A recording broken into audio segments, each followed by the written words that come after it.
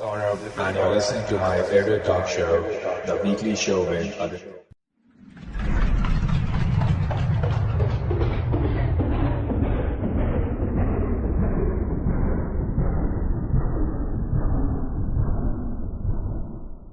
This is episode 171 on the 19th of February 2020.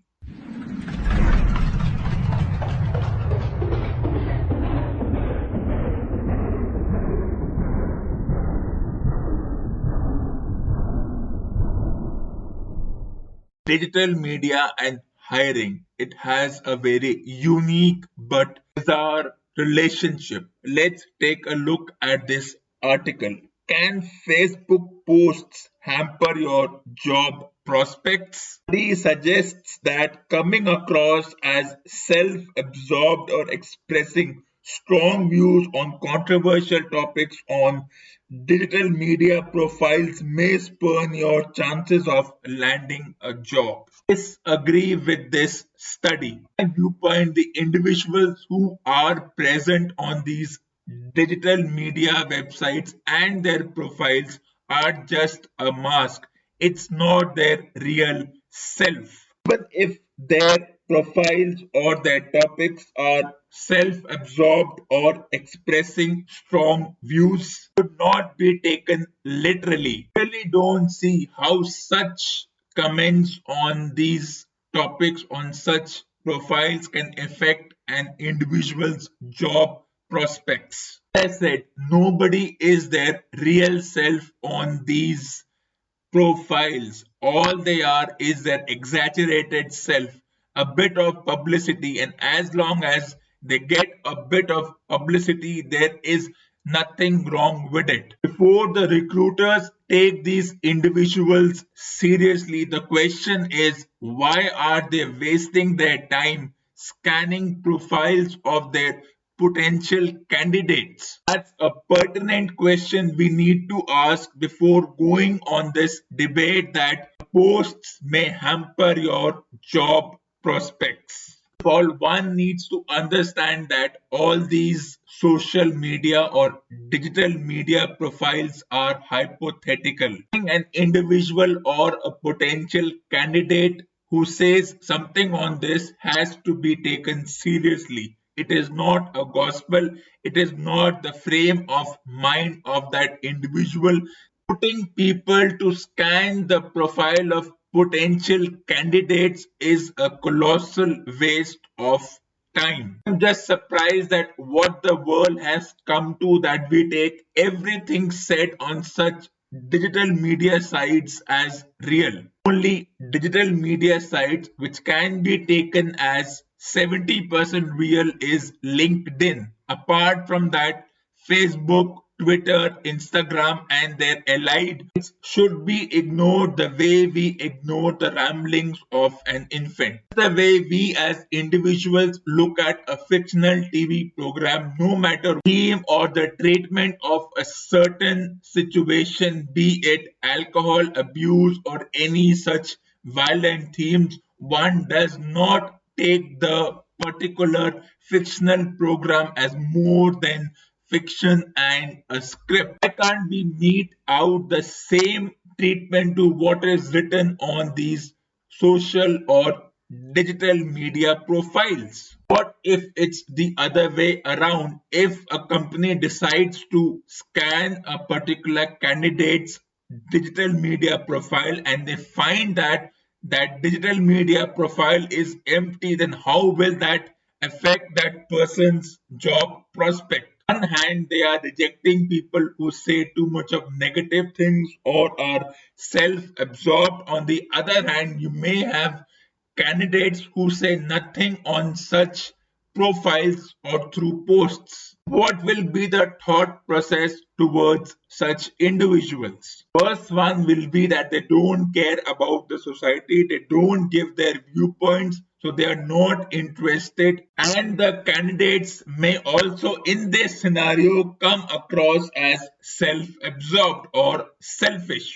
We have come to such a place where we take the posts on such digital media profiles seriously, that we presume that this is what that candidate is in real life and it will affect their job prospects, then we need to change our thought process and we need to change our recruitment style. Our research has found that self-absorption negatively impacted recruiters' perception of candidates' employment suitability. Such are the perceptions of us, then we are in a very sad situation. So-called recruiters are not mature enough to decipher the difference between what is fiction and what is reality. Halo created around social media, digital media, and the posts that are put by different individuals putting forth their viewpoint and the way we take them seriously, especially with respect to some celebrities who think it's their duty, it's their job to talk about the problems in the world or to support or to condemn activities that are taking place in the world. And what the recruiters think. The first step should be to ignore any social media posts, especially when two individuals spar over such networking sites. Universal truth is that digital media is for privacy, was for privacy, and will be for privacy, but cannot be taken seriously. Even if we want to take opinions and ideas seriously, we should limit it at 5%. Idea of one's post impacting one's job prospects. The solution is tell the recruiter, I am not interested in your perceptions. If you think that my Facebook posts are more important than what as a person I am, then it's your gullibility and I have no interest in being employed by your company. I was a recruiter, and even if I found my potential candidates post on these profiles as negative, I would ignore such posts. I wouldn't take them seriously because that is not what the person is. There are two types of people. There is a person in reality who behaves differently, and there is that anonymity factor on such profiles which they take advantage of and abuse that advantage. As a recruiter, I would not even bother about what my potential candidate posted on their social or digital media profiles. And if the case is in extreme opposite, if they don't post anything, I would say, well done, you're not wasting your time posting on such profiles because nobody takes this seriously, even up to 5%.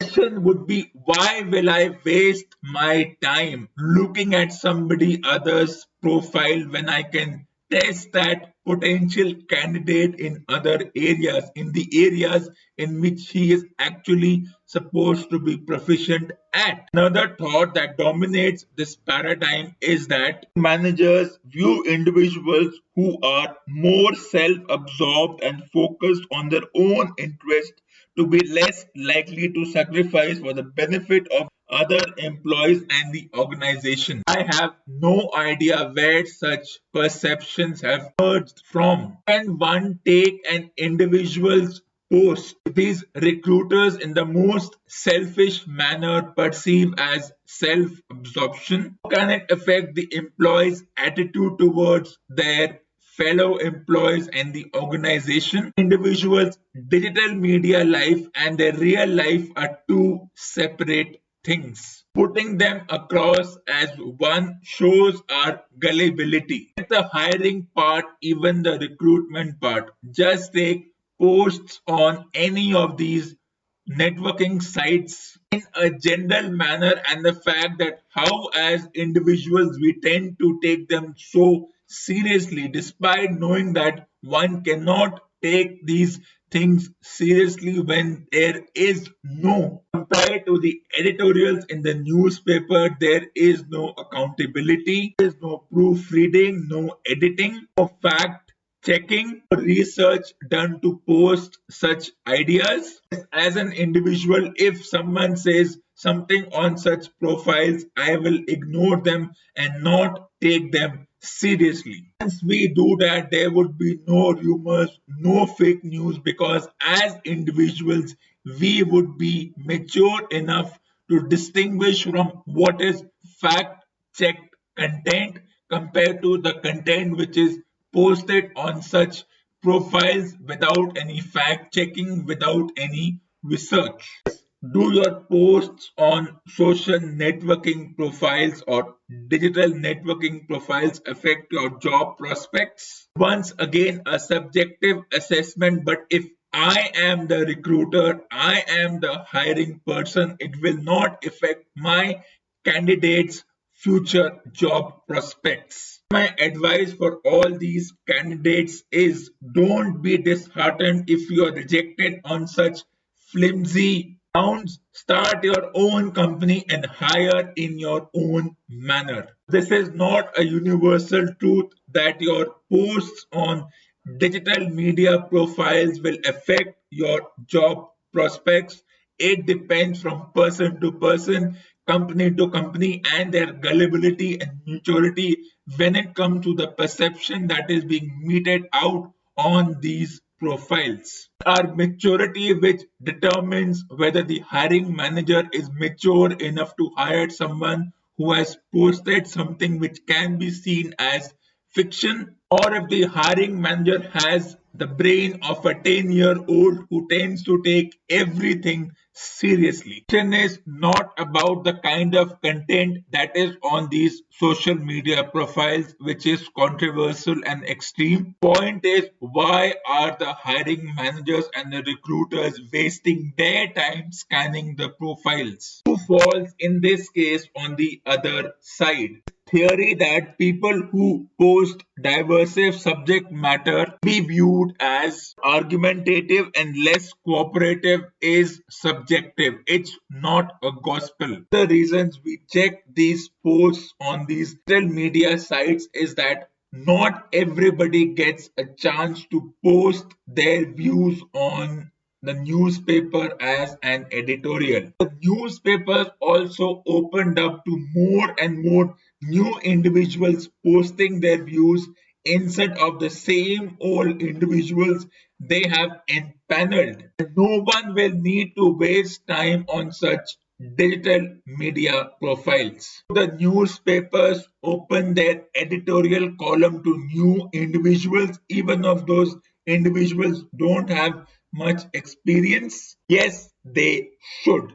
Posting or writing an editorial or on the digital media profile which is argumentative, concluding that these individuals are argumentative and not cooperative, this perception is absolute balderdash. And everything said on these digital media social networking sites is hypothetical. Two individuals are sparring on such profiles, then we should just ignore them because, as the saying goes, it's a publicity stunt, no matter who the two individuals are. Two individuals of an organization are arguing on such digital media social networking profiles. The first assumption is that all is not well within the organization. This perception depends from organization to organization. In generic terms, a colossal mistake to think that the organization is in trouble and all is not well within an organization. Kind of 12th century mentality needs to change.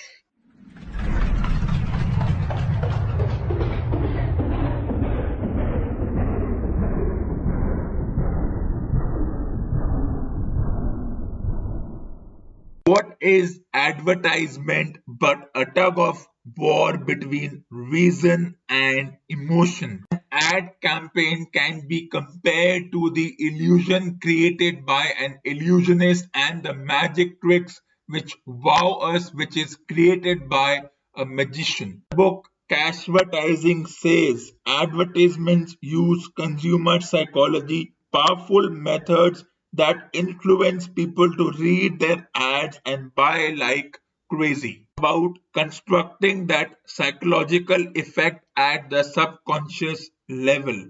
Advertising is a subset of communication. Sales is a subset of advertising. Persuasion is a subset of sales, and psychology is a subset of persuasion. Company needs to sell their product. They hire an advertising agency to create such an ad that it persuades their consumers to spend billions and billions of rupees and dollars to buy that product. The way the ad is created, be it the ads on the television, the advertisements on the radio, the advertisements in the newspaper. It could be for an admission to a college. It could be to persuade people to buy this new car. The government persuading people to shun cars and use public transport. Means that these advertising agencies are aware of the fact that individuals are, after all, gullible, pressing to that subconscious, that emotional level, in the level which is at the judgment part and the reasoning part. Take the example of the ad mutual fund sahi hai. Entire ad, we do not know what mutual fund is, but the analogy which is created, that is, they have put the cricketing analogy with the mutual fund conversation between the two protagonists and how they convince each other to take that particular mutual fund, giving the most mundane reasoning like it may help your child's future, it may secure the child's college, the child's job prospects. A few individuals are gullible enough to fall for that. A 30-second ad is able to influence people in such a manner that they lose all sense of reasoning and the emotional side takes over, because this is what the ads target, the emotional side of an individual. More ad could be the fantasy leagues like Dream 11, Team 11. By recruiting ambassadors such as Ganguly, Sehwag, Watson, already convinced people that this particular fantasy league is genuine and it is not a sham and it will not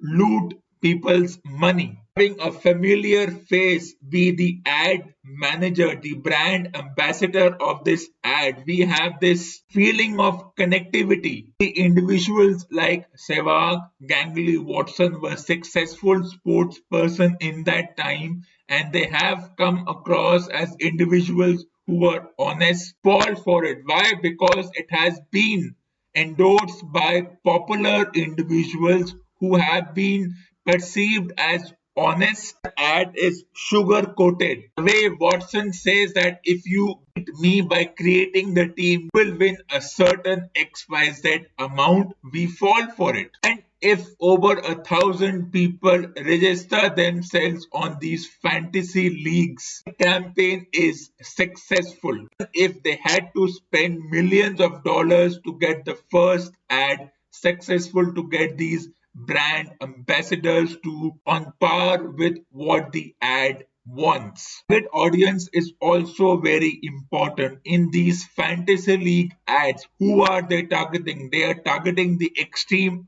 fanatics of the sport who want to be a part of the sport by creating these fictional fantasy leagues and by having this perception that if I create a good team and the team matches the actual team on the ground, I will be declared a winner. My name will be posted on all kinds of platforms, be it TV, be it digital media, be it cricketing websites. Why would anyone not want to be a part of such fantasy league contests? The very similar fantasy league is where Rohit Sharma is the brand ambassador for this particular company. But that all these fantasy leagues are very similar. Names are similar, the thought process in them is similar. There is my Dream 11, my Team 11, my Circle 11.